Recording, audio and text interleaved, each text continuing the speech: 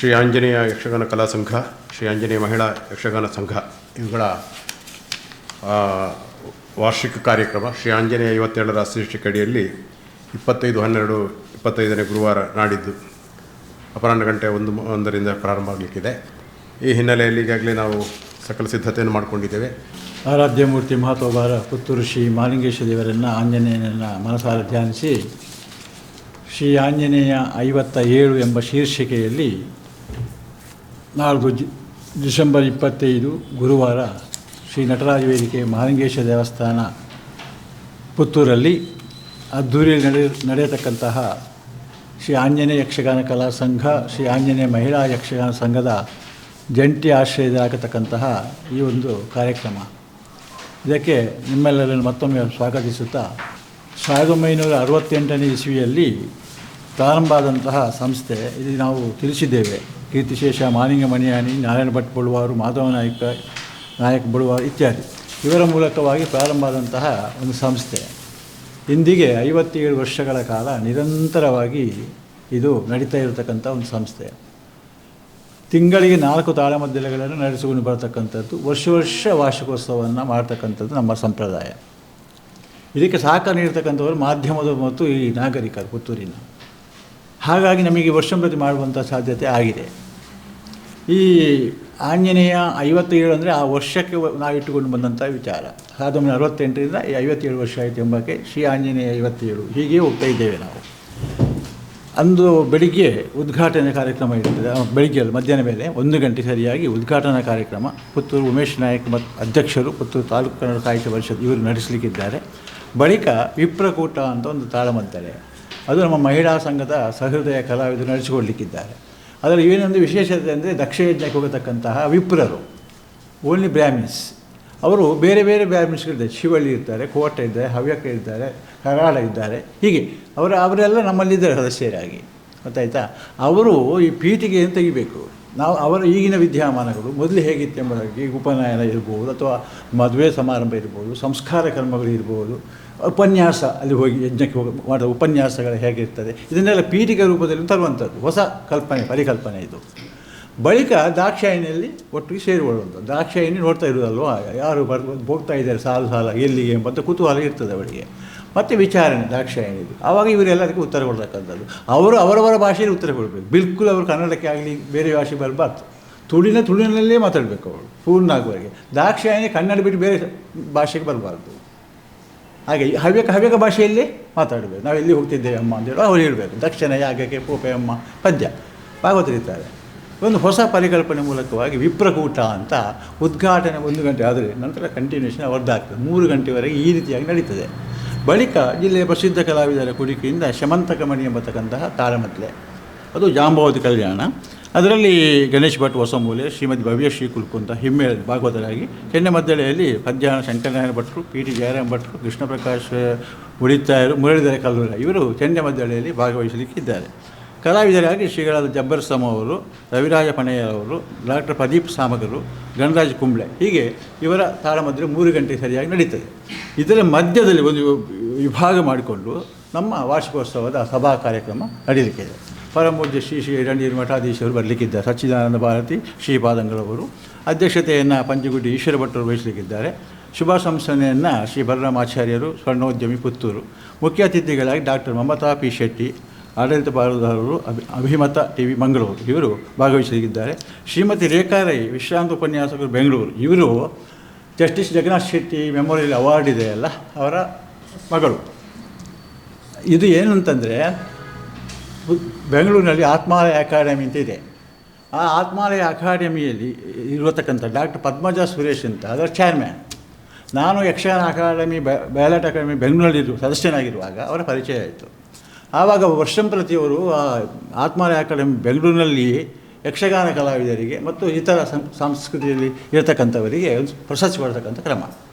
ಹಾಗೆ ಅವರು ಅಲ್ಲಿಯೇ ಕೊಡ್ತಾಯಿದ್ದು ಬೆಂಗಳೂರಿನಲ್ಲಿ. ನಾನು ಇಲ್ಲಿಂದ ಪೆರುವಡಿ ನಾರಾಯಣ ಭಟ್ಟರನ್ನು ಕರ್ಕೊಂಡು ಹೋಗಿದ್ದೆ. ಬಳಿಕದ ವರ್ಷದಲ್ಲಿ ಗಾನಕೇಸರಿ ಕುದುಮಾರರವರನ್ನು ಕರ್ಕೊಂಡು ಹೋಗಿದ್ದೆ. ಅದರ ಬಳಿಕದ ವರ್ಷದಲ್ಲಿ ನಮ್ಮ ಕುಂಬಳ ಶ್ರೀಧರರಾವ್ ಅವರನ್ನು ನೆನಪಿಸಬೇಕೀಗ ನಾವು ಅವರನ್ನು ಕರ್ಕೊಂಡು ಹೋಗಿದ್ದೆ. ಬಳಿಕದ ವರ್ಷದಲ್ಲಿ ದಾಸಪ್ರಿಯಗಳನ್ನು, ಹಾಗೆಯೇ ಕುಂಬಳ ದಾಸಪ್ರಿಯಗಳ ಪೂಕಳ ಲಕ್ಷ್ಮೀನಾರಾಯಣ ಭಟ್ಟರವರನ್ನು, ಇಷ್ಟೆಲ್ಲ ನಾನು ಕರ್ಕೊಂಡು ಹೋಗ್ತಾ ಇದ್ದಂಥ ಕಾರ್ಯಕ್ರಮ ಅದು ಬೆಂಗಳೂರಿಗೆ. ಕಳೆದ ವರ್ಷದಿಂದ ಏನು ಹೇಳಿದ್ರು, ಬಾರಿ ನೀವು ಪುತ್ತೂರಿನಲ್ಲಿ ಮುಂದುವರಿಸಿ ಅದನ್ನು, ನಾವು ಯಾಕೆ ನೀವು ಕಲಾವಿದ ಬೆಂಗಳೂರಿಗೆ ಕರ್ಕೊಂಡು ಬರಬೇಕು ಅಂತೇಳಿ ಅಲ್ಲಿಯ ಜಸ್ಟಿಸ್ ಜಗನ್ನಾಥ್ ಶೆಟ್ಟಿ ಅವರ ಮಗಳು ಕೂಡ ಹೇಳಿದರು, ಪದ್ಮಜ ಸುರೇಶ್ ಚೇರ್ಮನ್ ಕೂಡ ಹೇಳಿದರು. ಹಾಗೆ ಕಳೆದ ವರ್ಷದಿಂದ ಪ್ರಾರಂಭ ಇದು. ರಘುರಾಮ್ ಹೊಳ್ಳರಿಗೆ, ಖ್ಯಾತ ತೆಂಕುತಿಟ್ಟು ಭಾಗವತ ರಾಜಹಂಸ ರಘುರಾಮ್ ಹೊಳ್ಳ ಅವರಿಗೆ ಈ ಅಕಾಡೆಮಿ ಪ್ರಶಸ್ತಿಯನ್ನು ಈ ಜಗನ್ನಾಥ್ ಶೆಟ್ಟಿ ಮೆಮೋರಿಯಲ್ ಅವಾರ್ಡನ್ನು ಕೊಟ್ಟಿದೆ. ಅದು 25,000 ರೂಪಾಯಿ ನಗದು, ಅದು ಕೂಡ ಮಾಡ್ತಕ್ಕಂಥ ಪ್ರಶಸ್ತಿ ಅವತ್ತು. ಹಾಗೆ ಈ ವರ್ಷ ನಾವು ಆಯ್ಕೆ ಮಾಡಿಕೊಂಡದ್ದು ಖ್ಯಾತ ತೆಂಕುತಿಟ್ಟು ಕಲಾವಿದ, ಹಿರಿಯ ಕಲಾವಿದ ಶ್ರೀ ಉಬರಡ್ಕ ಉಮೇಶ್ ಶೆಟ್ಟಿ ಇವರಿಗೆ ಕೊಡುವುದು ಎಂಬ ತೀರ್ಮಾನ ಮಾಡಿದ್ದೇವೆ. ಅಂದರೆ ಅದು ನಾನು ಹೇಳಿ ರೆಕಮೆಂಡೇಷನ್ ಮಾಡಿದ್ದನ್ನು ಅವರು ಒಪ್ತಾರೆ, ಬೆಂಗಳೂರಿನವರು. ಆ ರೀತಿಯಾಗಿ ನಡೀತಾ ಉಂಟಿದ್ದು. ಹಾಗಾಗಿ ಈ ವರ್ಷ ಉಬರಡ್ಕ ಉಮೇಶ್ ಶೆಟ್ಟಿ ಅಂದರೆ ಖ್ಯಾತ ಯಕ್ಷಗಾನ ವೇಷಧಾರಿಗಳು, ಧರ್ಮಸ್ಥಳ ಮೇಳದಲ್ಲಿ ಕೆಲವು ವರ್ಷಗಳ 35 ವರ್ಷಗಳ ಕಾಲ ನಿರಂತರವಾಗಿ ವೇಷ ಮಾಡ್ತಕ್ಕಂಥವ್ರು, ಸಹೃದಯರು. ಅವರ ಧ್ಯೇಯ ಏನಂತಂದರೆ ಸ್ವಲ್ಪ ಆರ್ಥಿಕ ಸ್ಥಿತಿ ಕಡಿಮೆ ಇರುವವರಿಗೆ ಕೊಡಬೇಕು ಅಂತ, ಗೊತ್ತಾಯ್ತಾ. 70 ವರ್ಷದಿಂದ ಮೇಲ್ಪಟ್ಟವರಾಗಬೇಕು ಅಂತ ಕೆಲವು ರೂಲ್ಸ್ ಇದೆ. 70 ದಾಟಿದೆ, ದೊಡ್ಡ ಆರ್ಥಿಕ ಸ್ಥಿತಿ ಎಂಬುದೇನು ಇಲ್ಲ ಅವರಿಗೆ. ಹಾಗಾಗಿ ಇದಕ್ಕೆ ಅವರು ಯೋಗ್ಯ ಎಂಬ ನೆಲೆಯಲ್ಲಿ ಅವರನ್ನು ಆಯ್ಕೆ ಮಾಡಿದೆ. ಮತ್ತು ಯಕ್ಷ ಆಂಜನೇಯ ಪ್ರಶಸ್ತಿ ಇದು ಕೂಡ ನಾವು ಕಳೆದ 40ನೇ ಸಂಭ್ರಮದಿಂದ ಶುರು ಮಾಡಿದ್ದೇವೆ ಕೊಡಲಿಕ್ಕೆ. ಈಗ 17 ವರ್ಷದಿಂದ ಯಕ್ಷ ಆಂಜನೇಯ ಪ್ರಶಸ್ತಿಯನ್ನು ಕೂಡ ಕೊಡ್ತಾ ಇದ್ದೇವೆ. ಅದು PT ಜಯರಾಮ್ ಭಟ್ ಅಂದರೆ ಪದ್ಯಾಣ ಗಣಪತಿ ಭಟ್ ಅವರ ಸಹೋದರ, ಖ್ಯಾತ ಯಕ್ಷ ಭಾಗವತರು ಇವರು. ಇವರ ಖಾತಿ ಹಿಮ್ಮೇಳದವರು, ಇವರು ಅನೇಕ ಮೇಳಗಳಿಗೆ ತಿರುಗಾಟ ಮಾಡಿದವರು. ಎಲೆಮರೆಕಾಯಿಯಾಗಿದ್ದಾರೆ ಪುತ್ತೂರಿನಲ್ಲಿ, ಸಂಪೇದರು ಮನೆ PT ಜಯರಾಮ್ ಭಟ್ ಅಂತ. ಇವರಿಗೆ ಯಕ್ಷಾಂಜನೇಯ ಪ್ರಶಸ್ತಿಯನ್ನು ನಗದು ರೂಪದಲ್ಲಿ ಕೊಟ್ಟು ತನ್ನ ಮೂಲಕ ಅವರಿಗೆ ಗೌರವಿಸತಕ್ಕಂಥ ಕಾರ್ಯಕ್ರಮ. ಇದರಲ್ಲಿ ಅಭಿನಂದನಾ ಭಾಷಣವನ್ನು ಗಣರಾಜ್ ಕುಂಬಳೆ ಅವರು ಇಬ್ಬರು, ಕೃಷ್ಣ ಪ್ರಕಾಶ ಉಳಿತಾಯದಲ್ಲಿ ಮುದ್ರಿತವಾಗಿದೆ, ಅವರು ಇಲ್ಲ. ಹಾಗೆ ಗಣರಾಜ್ ಕುಂಬಳೆ ಆ ಕೆಲಸವನ್ನು ನಿರ್ವಹಿಸಲಿಕ್ಕೆ ಇದ್ದಾರೆ. ಬರೀ ಅನ್ಯ ಕಾರ್ಯಕ್ರಮದಿಂದ ಬರಲಿಕ್ಕೆ ಆಗೋದಿಲ್ಲ. ಈ ರೀತಿಯಾಗಿ ನಿರಂತರ ನಮ್ಮ ಕಾರ್ಯಕ್ರಮಕ್ಕೆ ಪೂಜ್ಯ ಎರಡನೇ ಶ್ರೀಗಳು ಮೊದಲಿನವರು ಬರ್ತಾಯಿದ್ರು, ಕೇಶವಾನಂದ ಬಾಲಸ್ವಾಮೀಜಿಯವರು, ಹಾಗೆ ಒಡಿಯೂರವರು ಬರ್ತಿದ್ದರು, ಹಾಗೆ ನಮ್ಮ ಅನೇಕ ಯತಿಗಳು, ಇಲ್ಲಿ ಬರೋದವರು ಯಾರಿಲ್ಲ, ಎಲ್ಲ ಯತಿಗಳು ಕೂಡ ಇಲ್ಲಿ ಪಾಲ್ಗೊಂಡಿದ್ದಾರೆ. ಇದಕ್ಕೆ ಏನು ಮಾಡಿದ್ದೀನಿ ಈ ವರ್ಷ ಅಂತಂದರೆ, ನಮ್ಮ ವಾರ್ಷಿಕೋತ್ಸವ ಆಗತಕ್ಕಂಥ ಜಾಗದಲ್ಲಿ ಎಷ್ಟೆಲ್ಲ ಪ್ರಶಸ್ತಿಗೆ ಭಾಜನರಾಗಿದ್ದಾರೆ ಅವರೊಂದು ದೊಡ್ಡದೊಂದು ಬ್ಯಾನರ್ ಮಾಡುವಂತ ಇದ್ದೇನೆ. ಯಾಕಂದರೆ ಬಾಯಲ್ಲಿ ಹೇಳ್ಕೊಂಡು ಹೋದರೆ ತಪ್ತದೆ. ಶ್ರೇಣಿ ಗೋಪಾಲಕೃಷ್ಣ ಮಠದೊಳಗೆ ಮಲ್ಪೆ ರಾಮದಾಸ್ ಸ್ವಾಮಿಗ, ಶಂಕರನಾರಾಯಣ ಸ್ವಾಮಿಗ, ಕಿರಿಕ್ಕಾಡು ಎಲ್ಲ ಆಗಿದೆ. ಆಗದವರು ಯಾರಿಲ್ಲ ಪುತ್ತೂರಿನ ಆಂಜನೇಯ ಸಂಘದ ಪ್ರಶಸ್ತಿ ಆಗದವರು, ಸನ್ಮಾನ ಆಗದವರು. ಹಾಗೆ ಇಲ್ಲಿ ಹಿಮ್ಮೇಳ ಭಾಷದವರು ಯಾರೂ ಇಲ್ಲ. ಆಂಜನೇಯರ ಸೇವೆ ಮಾಡಿ ಬಂದವರು ನಾವು ಇಷ್ಟು ಒಳ್ಳೆಯದಾಗಿದ್ದೇವೆ ಅಂತ. ಹಾಗಾಗಿ ಆಂಜನೇಯನ ಛಾಪು ಜಿಲ್ಲಾದ್ಯಂತ ಇದೆ. ಅದರಲ್ಲಿ ಮಹಿಳಾ ಯಕ್ಷಗಾನ ಸಂಘ ಬಂದ ನಂತರ ಗಡಿ ದಾಟಿ ಹೋಗ್ತಾ ಇದ್ದೇವೆ ನಾವು, ಗೊತ್ತಾಯ್ತಾ. ಆ ರೀತಿಯಾದ ಪ್ರಚಾರ ಕೊಟ್ಟದ್ದು ನೀವು, ಕೆಲಸ ಮಾಡೋದು ನಾವು, ದೇವರ ಆಶೀರ್ವಾದ. ಈ ರೀತಿಯಾಗಿ ನಿರಂತರವಾದಂಥ ಕಾರ್ಯಕ್ರಮ ನಡೀತಾ ಇದೆ.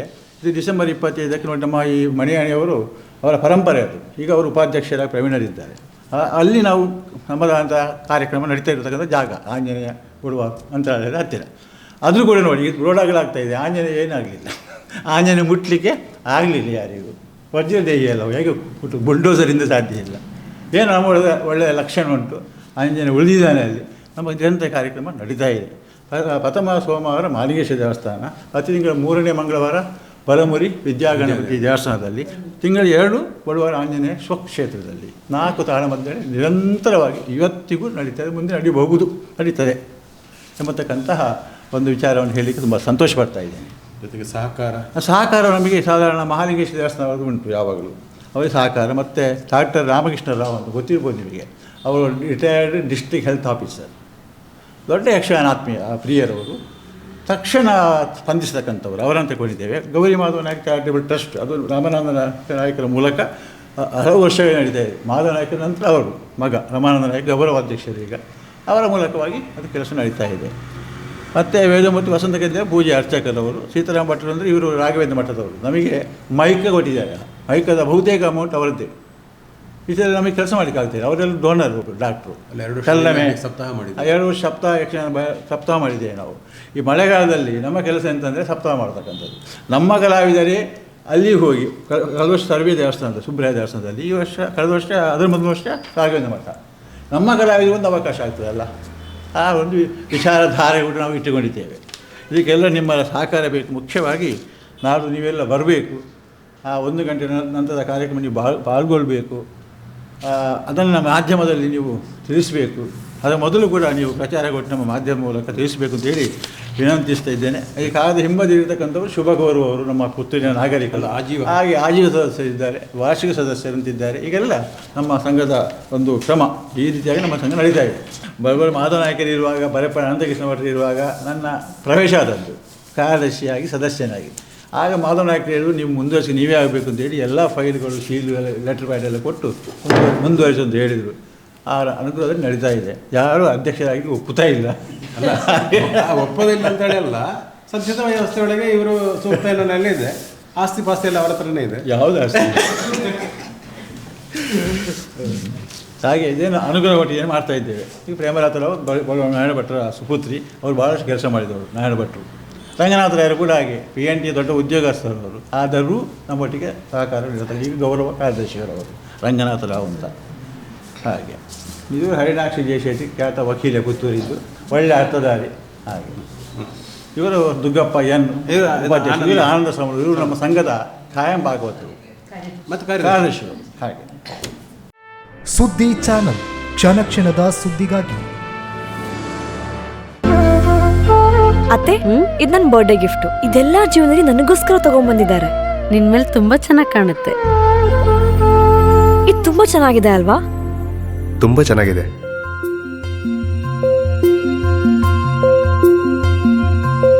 It will look really good on you. Amma? Huh? Mother is always son's first love.